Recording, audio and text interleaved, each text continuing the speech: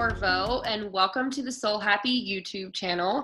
We're trying out a new format today where I'm going to be interviewing the founders of Soul Happy, Tracy Zboril and Cara Hewett, and let's see how it goes. It's the first time we're doing this, so let's go for it. So hi, Tracy. Hi, Cara. Hi. So we've worked. Thanks, Jenny. We're happy to have you here.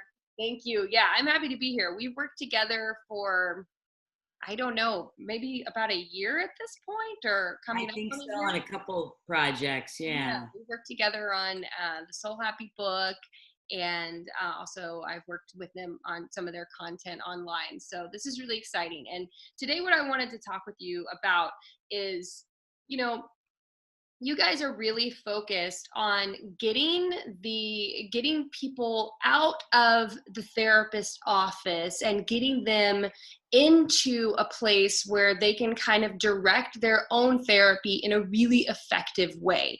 And that, of course, comes from your history working as a psychotherapist and really struggling with the ineffectiveness of talk therapy many times and how long it takes and, the cost and all of that. So you came up with the Soul Happy technique, which is really awesome. And what I think is really fascinating is that it works with the kind of the border between the conscious and the subconscious mind, which is really great because talk therapy works with the conscious mind, kind of hypnotherapy works with the subconscious mind. You guys are right in between it. So I wanted to talk with you today a little bit about that. So my first question is, can you guys explain a little more about talk therapy and how it works with the conscious mind, and what does that even mean? Sure. So we could talk by maybe just for the people listening in or viewing us, what is talk therapy anyway? Right? What does that mean? We've had a couple people ask us that, and we thought, well, you know what, maybe we really need to explain what we do as therapists and how that kind of fits into the therapeutic paradigm of what we call talk therapy. So basically in talk therapy, which is how I was trained in the 80s in true traditional, actually psychoanalytic talk therapy, which involved you come in and we focus on what it is that you're wanting to address and how it relates to getting a lot of the history out, talking a lot about, what your past is, what kind of experiences maybe are contributing to the issues at hand, and then you address those issues. You address the experiences, the memories, maybe, relationships from your history. And it really involves the conscious analytical mind. What you do, what my job would then be is to, as you're going back over these past experiences, I identify emotions as they're displayed, because often people maybe weren't even in touch with their own emotions regarding these memories, and process those emotions, which means you had to feel them. You had to re-experience let's say it might have been a trauma. You have to re-experience the trauma as I help you process the emotions as they're being displayed. So literally, fear, anger, sadness, rage, it has to be displayed. And it was, it's really painful, incredibly painful for the client. But, even as us therapists, there were times where I just felt like, wow, I'm really dragging you back through it, aren't I? In my mind, as I had to view somebody painfully go back through the rage and the anger and the hurt. And then you process those feelings to the point that you're hoping that they start to become minimized. They start to kind of get them out, and through the process, they kind of start to come out the other side. But Jenny, that can take, months, years. I mean, weekly sessions that could turn into months, then years. And that's just tough. That's just it's a tough way to try to find your peace. The whole metaphor of the peeling the onion kind of relates to talk therapy. So you've got the center of the onion, you've got all of these layers and layers and layers, and unpeeling of those layers, one after the other. That's kind of how I viewed the therapeutic session of talk therapy. And Jenny, we didn't know any better. We knew Yes. It was tough, but you had to do what you had to do. Like literally, it was like, we're doing, we're kind of doing the best we can. Those were the tools we had. Right. So how is Soul Happy different? So as psychotherapists, you're trained to work with that conscious mind, a very active, engaged process. So where does Soul Happy fit into that? So Tracy and I, at this point in our careers, we're looking for other therapeutic modalities to use. And what we realized is that we were both searching because we both were actually very frustrated with our scope and our limitations of talk therapy. And so we felt that we both felt independently that there had to be a better way. Yeah, it was like in our guts. We just knew there had to be a better way. So in searching for that better way, we ran across tools of hypnosis, hypnotherapy, trainings for our field for the use of these tools to access the subconscious mind to get people to that same outcome that you hope to achieve during the talk therapy sessions. Quicker, easier, less painful. And overall, when we both had this epiphany, oh my goodness, this works and this makes more sense. We were literally looked at each other dumbfounded and said, oh my God, have us therapists been dealing with the wrong part of the mind all these years? Because those memories that I referred to that we would have to go back over and dredge back up, we now really have a much better understanding of exactly where those memories are stored and how they're stored. We now know we can access where they're stored, which is the subconscious mind that you were just referring to, Jenny, and they're stored in the form of energy. And we now know that energy is malleable and can be manipulated. And so these are energetic tools, basically. So now we just go right to the source. We just go right to the source. We scramble the way they're stored. Right. And rather than all that processing that I referred to, which meant feeling it, blah, blah, blah, rather than all that, we go in and scramble the way it's stored, and it loses its emotional charge or intensity. How is it different than hypnotherapy? Well, our technique we developed, we've been working together about 5 years now. What we really, independently, we decided, why this, first of all, this is very time consuming, as hypnosis in general can be very, very time consuming. And we thought, why can we not offer this through the internet in the privacy of one's own home at their time when it's convenient for them? And let's not charge as much money as what we were charging independently in our practices. Let's make this much more affordable for people. And so that's when we developed the Soul Happy technique. And Jenny, to kind of clarify, like when you said, well, how is it different? We use some of the same tools of hypnosis that lower the brainwave state, just kind of slow down your mind, which then allows you to get to these different sections of your mind.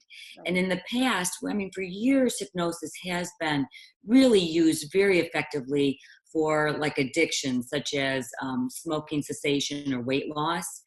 Right. And then it's also been used for entertainment. I don't know, a hypnotist will get you on stage and make you quack like a duck.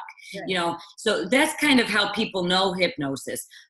Once we really started to put all these pieces together, us therapists have started to appreciate, well, why can't we use it, not just for weight loss, but why can't we use it literally for behaviorism, to change behaviors, that behaviors that contribute to anxiety, depression, insecurities. So it's, it's all kind of the same thing, only we've shifted it to use it in a different area. And that's what makes us different. We're using it in a different area. To our knowledge, no one's really developed a sequential technique like this and delivered it online in the privacy of your own home. And that's what, to answer your question, that is what makes the Soul Happy technique different. Right.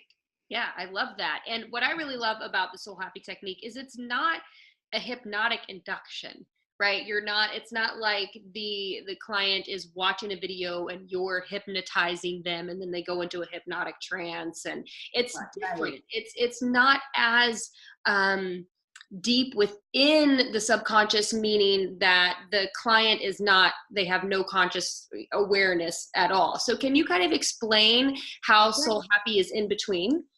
I actually like how you just clarified that, because it probably is a little scary for someone to think that they're going to be at home and they're going to become in a trance. Right. And what does that mean? Where do I go when I'm in a trance? Really, you're conscious the entire time. You have an awareness, a conscious awareness the entire time. So you're making a good point. We get you right to the, when you're right on the cusp, right on the verge of the subconscious mind. You can tap into all of its creativity. You can tap into the storage. It's like its own little storage unit. It's your own little data storage center. And you can tap into all that, but you're still in a complete conscious state. I had somebody once ask me, well, if I'm at home and I'm in a trance, what if I can't get out of it?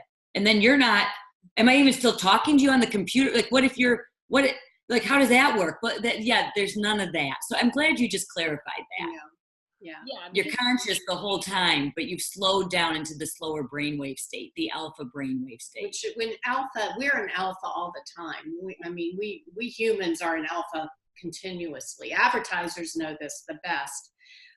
When we are in watching a movie, or we're driving, and you're driving and you're kind of like in a zone. It's almost like a daydreaming sense of it's a lower frequency that your mind has slowed down to, and that's alpha.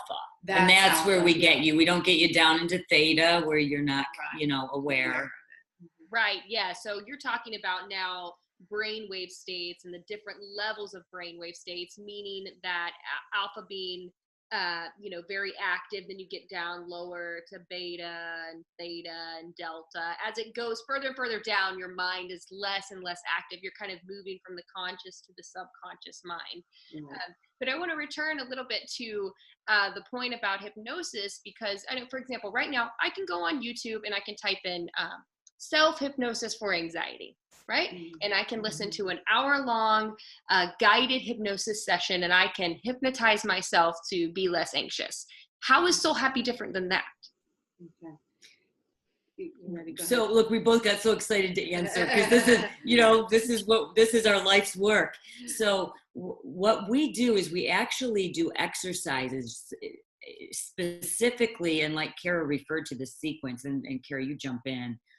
But we have a sequence where we get you first we help you kind of buy into it hypnotically, what we're doing.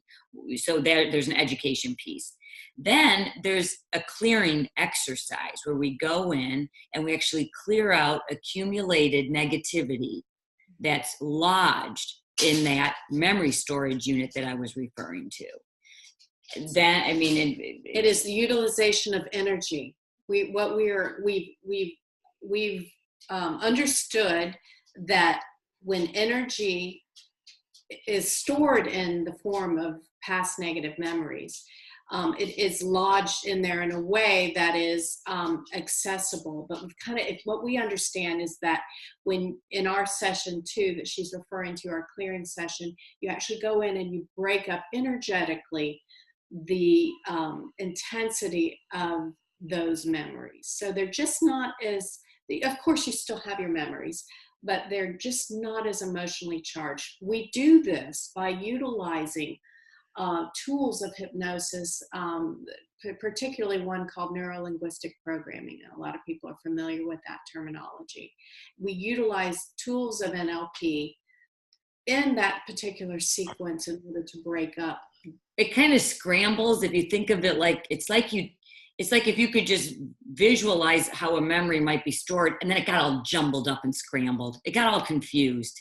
So suddenly it's like a confusing storage of the memory, and it doesn't have that vibrant charge that can give you great fear or whatever usually comes up for that particular memory. But you still recall the memory as it is. You're not distorting the memory itself. You're just changing the emotional frequency of the memory so that it doesn't affect you throughout the day. That's Am I right? Yeah, we take away the fight or flight red alert, that used to be attached to that memory. Anything that brings up that level of fear, and if that memory is recalled and you're triggered, we call that a trigger. If you're triggered, you immediately go right into that fight or flight. We take away the fight or flight red alert importance of that memory. Right. And it just becomes a benign memory, almost as benign literally as a memory of, I had a pretty good avocado toast 2 days ago for breakfast. It Right. just becomes a benign memory. Yeah, sort of neutralizes it. Excellent. And so you got the clearing, and then we, and then the sequence continues. We then reprogram positivity, and where we've kind of, cleared out that negativity. Then we reprogram positivity, so that your subconscious now is acting more from a place of, what would you call that? Like working with you, assisting you with positive winning scenarios, rather than keeping you in red alert, fear-based, trauma related, that works against you. When that happens, it's kind of sabotaging. Your subconscious doesn't mean to, but it's kind of sabotaging you. Well, now we help the subconscious work with you.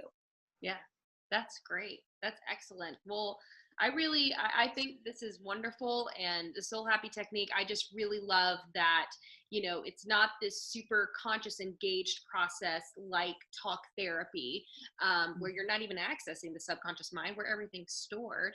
And it's not hypnosis, where you're in a trance and you don't even consciously know what's going on. It's right there in the middle. And I think that's what makes it really unique and special. So thank you so much for joining me. This has been excellent, and I look forward to seeing you next time. Thanks so much, Jenny. Thanks, Jenny. Bye-bye.